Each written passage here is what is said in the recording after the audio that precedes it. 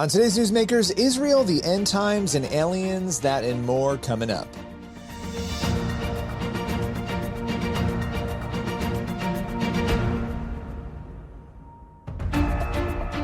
Welcome to Newsmakers, a show where we go behind the headlines each and every week to bring you interviews with pastors, entertainers, politicians, and other notable figures. Did you know that we have a new documentary out here at CBN? It's called Investigating the Supernatural, Angels, and Demons. We traveled across America looking for evidence of the supernatural. From angels to demons and even UFOs, we tackle important topics through a Christian lens. You can head on over to cbn.com/supernatural to stream that today.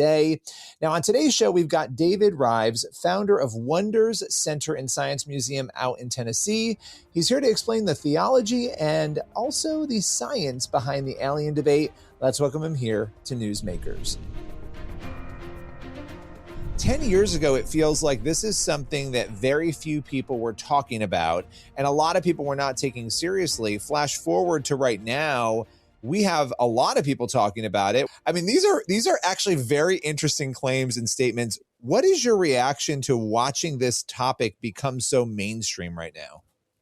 It may be a little bit surprising, but at the same time, the last, let's just say 5-6 years have been so shocking, where people are seeing the insincerity of the media. They're seeing the agenda of mainstream, and then your common person is starting to ask questions, and they're like, okay, well, if we've been lied to about this and we've been lied to about that, then perhaps there are other issues. And so I think it's actually exciting, and I'm not really surprised that there are those who are waking up and saying, hey, maybe this is a topic that we should be tackling, but we don't always tackle it in the correct way, Billy. And that's one of the keys is, you know, at this point in science, we found over 6,000 extrasolar planets. I mean, that means rocks orbiting around other stars, right?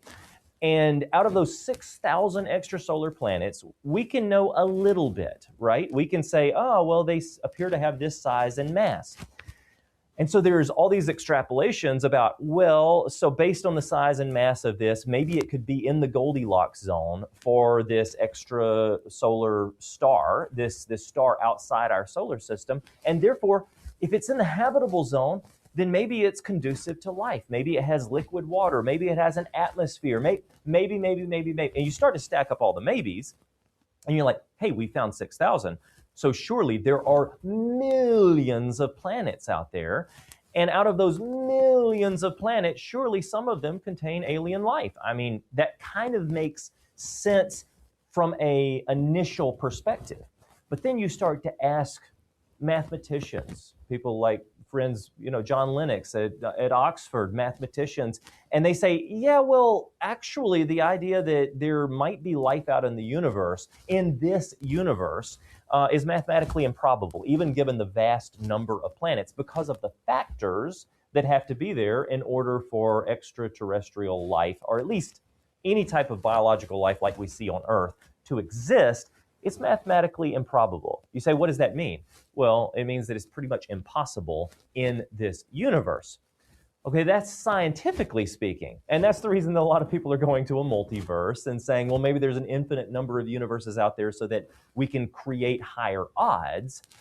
But you cannot ignore the vast number of UFO sightings or UAP sightings or alien abductions or all of these occurrences that seem to be happening across not just the US, across the globe, and they all have these similarities.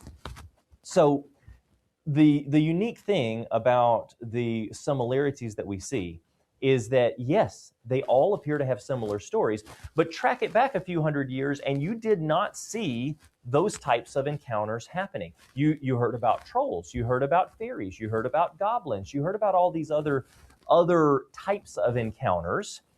And then we start reading books from a few hundred years ago, and we see, what are they talking about? They're talking about trolls and goblins and fairies and all of that. So it almost seems like encounters and abductions and experiences follow pop culture. Well, why would an extraterrestrial civilization be following pop culture But what if instead of extraterrestrials, it's actually extra dimensionals? And if we're talking about the spiritual realm, then the spiritual realm does have this advantage to follow pop culture if they're trying to influence masses. Doesn't that make sense? It is interesting. There are some experts out there. We just put a film together, a documentary, as you know, investigating the supernatural, angels and demons. And we deal a little bit in the film with the alien UFO issue. And, Hugh Ross and some others who have looked at this, they will tell you that when you start looking at the stories that people have, Close Encounters of the Third Kind, where they claim to have interacted with aliens, that the experiences mirror what happens when somebody is dealing with the demonic or possession. And I found that really compelling. I don't know if you want to say any final words on that before we go. Yeah, absolutely. So when we talk about the spiritual realm, when we talk about this tie to aliens, there are numerous cases, and maybe I'm sure, Billy, you've already researched into this, but maybe those who are watching right now are not fully aware of just how many cases there are of people who are in the middle of alien abductions, who are in the middle of these experiences, who then call out the name Jesus. Maybe they haven't even said that in years. Maybe they just haven't even thought that, but they're in the middle of something so terrifying, and boom, all of a sudden, everything changes. The situation changes. The abduction stops. Everything goes back. And I have to ask myself, well, why would these ancient creatures from other planets be afraid of a simple name unless there is power in that name and that these things are potentially more spiritually inclined than they are physical beings? Where can people go if they're in Dixon, Tennessee, they want to visit the museum, or if they want to get more information, support the mission that you are on? Where can they go to do that? Go to davidreeves.com. That's David, RIVES.com. And go ahead and plan a visit to the Wonder Center and Science Museum. It's a great experience that is great for families, it's great for couples, it's great for singles who are just science geeks, but it's way more than just science geeks. It really takes the scientific principles and then says, well, wait a second, science is only the study of the things that are around us, the study of the natural world. And the more you study the natural world, the more you realize there's nothing natural about it. It was created with purpose. So come for a visit. You can find out more about that at wonderscenter.org. Thank you so much. I so appreciate your time today. Billy, thank you so much for having me. You can go to wondercenter.org for more information on the Science Museum and cbn.com/supernatural to watch our film investigating the supernatural, angels and demons. We'll be right back in a moment with more Newsmakers.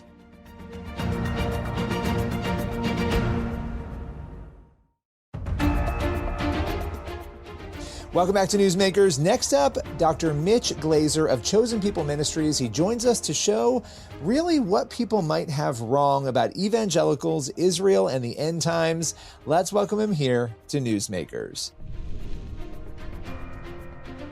Chosen People Ministries, you just commissioned really interesting research on a number of elements surrounding Israel, evangelical support for Israel. What surprised you most about these findings?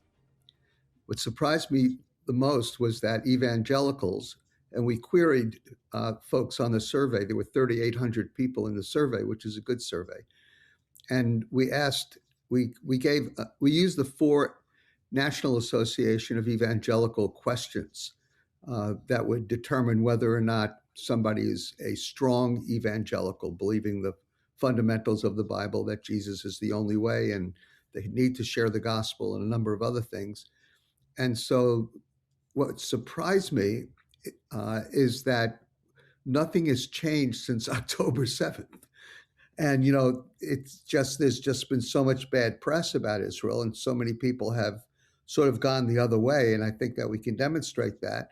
But it's wonderful for me that evangelicals, for the most part, the numbers are, let's see, I have a few questions that I answered here. But the numbers are over 70%. It's usually around, we have a few different questions. We asked the question a few different ways. but between 70 and 75% of what we call NAE evangelicals that really believe the essentials of the gospel are very favorable towards Israel. And to me, that's awesome. That's great. Yeah, I mean, so, okay, one of the things that has been assumed is that what drives evangelical support for Israel is eschatology, end times theology, that is the primary driver of that support. I know the researchers were pretty surprised and shocked here. Can you talk a little bit about that, about what was actually found? Yeah. Well, I'll give you one number that's amazing, and that is that 87.1% either strongly or somewhat agree that Christians should love and support Jewish people whether or not they accept Jesus as Messiah. Now, the reason that's so incredible and so important is because the rationale for being favorable towards Israel and the Jewish people is that the sort of the last cosmic puzzle piece in the eschatological events of the last days.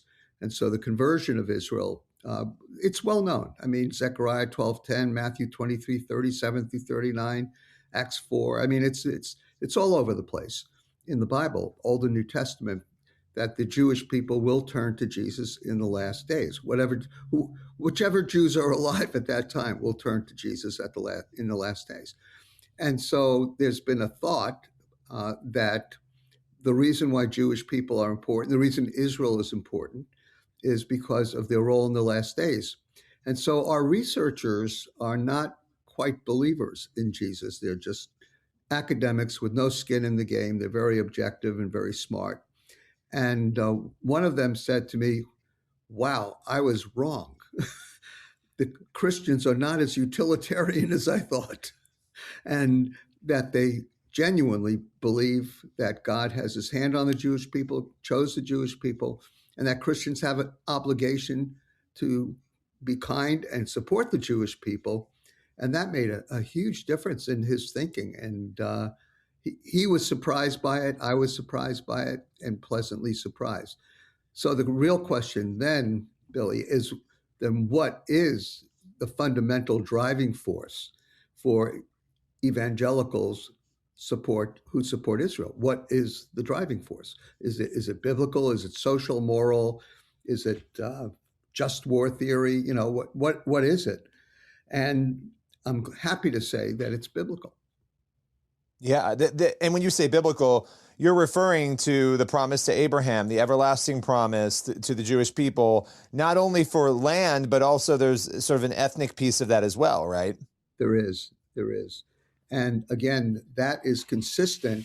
And actually what we discovered is that it was actually even more consistent throughout the age group. So a lot of parents and grandparents are worried about their evangelical children not really being faithful to the Bible. And, you know, we're always concerned about these things. And the truth is that even the young people are well over 50% believing that the Abrahamic covenant, God's promise of land and people, is valid today.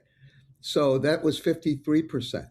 And then the really strong group also is between the 30 and 64-year-olds. We would expect the over 65-year-olds, the boomers, to be that way. But actually, they're all neck and neck, close to 60%, believe that Israel is the fulfillment of biblical prophecy and that God has his hand on the Jewish people because he's fulfilling his promises to Abraham.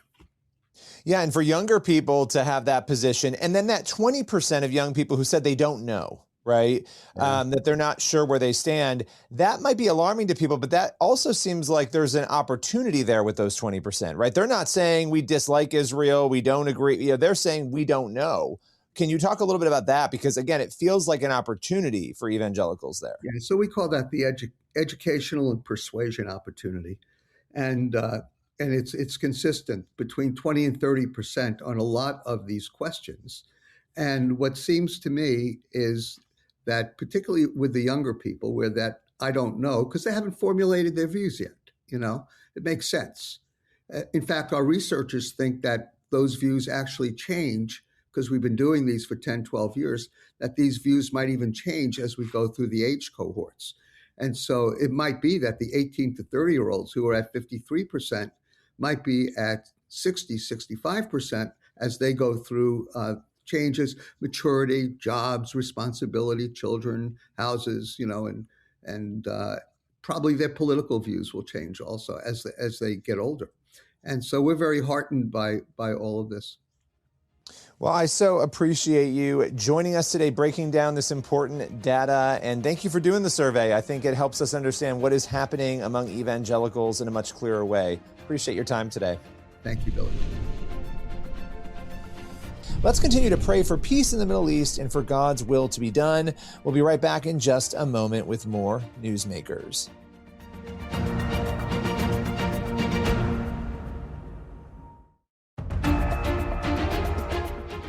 Welcome back to Newsmakers on the CBN News Channel. For our final segment, we have Dr. John Plake with the American Bible Society. He joins us to break down key shifts in Bible reading in America. Let's welcome him here to the show to break it all down. What is the biggest takeaway in this year's data? You look at this every year at how Americans are engaging with the Bible. What's this year's biggest takeaway? Well, I think the big takeaway is that all of us were wondering what was going to happen with Bible engagement in 2026. You may recall that back in 2025, we saw an uptick in both Bible use and in Scripture engagement in America.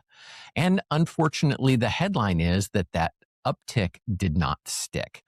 What we saw was that in 2026, our numbers for both Bible use and Scripture engagement returned to about what they were in 2024. And so I think everybody needs to know that, but the headline is actually a little bit below the surface. What we noticed is that there's a shift in where people are landing. We use three segmentations. The first of them is Scripture engaged, those people who are consistently interacting with the Bible in a way that shapes their choices and transforms their relationships with God, themselves, and others. That's Scripture engaged. Below that, we have a group called the movable middle. We talk about them a lot because they're curious about the Bible. They're interested in knowing more, but often they're stuck or they're confused and they need a guide or someone to come alongside them. The big headline here is that compared to 2024, the movable middle has increased in size by 9 million American adults. And it's really the only segment that's showing significant increases. When we look then at the Bible disengaged, that's people who really never pick up the Bible on purpose.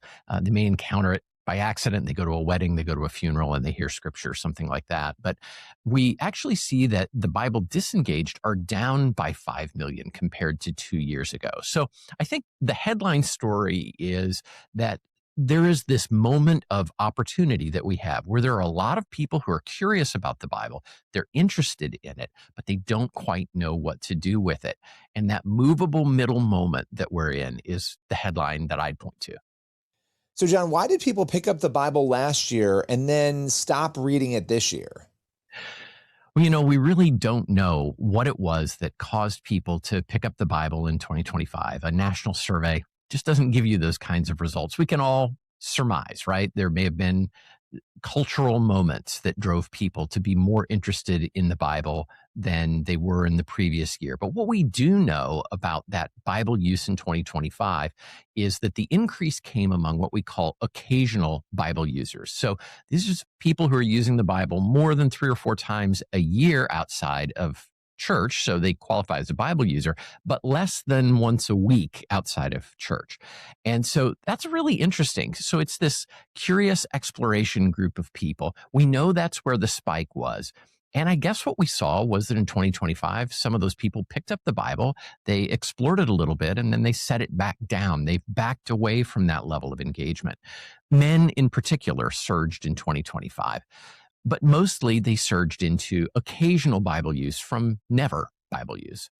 And so that kind of casual uptick is a little bit harder to sustain. And I imagine they're looking for people who could help them sustain that. The interesting thing, though, among men is that active Bible use, that's the ones who use the Bible on their own weekly or more often outside of church, that's actually grown steadily for 3 years running. In 2024, it was 22% of men. 2025, 23%, and this year, 24% of men qualified as active Bible users. So, I think the takeaway for churches is that we get these moments of curiosity, and those moments are a gift to us. But if we don't meet people at that point of curiosity, then we leave them behind, and it's possible they'll put the Bible back down. And we don't know if we get another opportunity for every one of them. We just want to be ready when we do. What would you say is the biggest misunderstanding about Bible engagement in America right now? I think the biggest misunderstanding about Bible engagement in America, if you just talk to the average American, is that America is becoming sort of uniformly secular and nobody really cares about the Bible anymore. And that's just not true. 64% of Americans still believe that there are spiritual beings beyond the natural world. Even among religious nuns or people with no religious affiliation, 1 in 3 of them believes that there are spiritual beings, and 1 in 5 of them believe in God. 74 million American adults are in the movable middle. So they're actively curious about the Bible. And that's just not the picture of a nation that's given up on Scripture. It's not a picture of a nation that's given up on God and his involvement in their lives. I think the real problem isn't apathy about the Bible. It's that curious people who are trying to explore Scripture, they just don't always know what to do next. They need a guide, not necessarily a sermon. They need someone who's going to come alongside them and help them open the pages of Scripture, explore it, and interact with it meaningfully. John, thanks so much for your time today. Really appreciate it. Thanks so much. God bless. Read more from the American Bible Society at americanbible.org. We'll be right back in just a moment with more Newsmakers.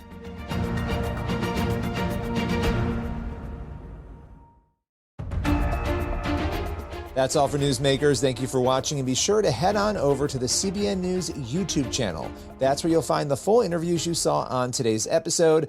Also, be sure to check out our new documentary. As I mentioned, it's called Investigating the Supernatural, Angels and Demons. We traveled across America documenting some of the most fascinating stories. You can discover what Scripture says about angels, demons, and spiritual warfare in this powerful evidence-informed investigation. You can watch that right now at cbn.com/supernatural.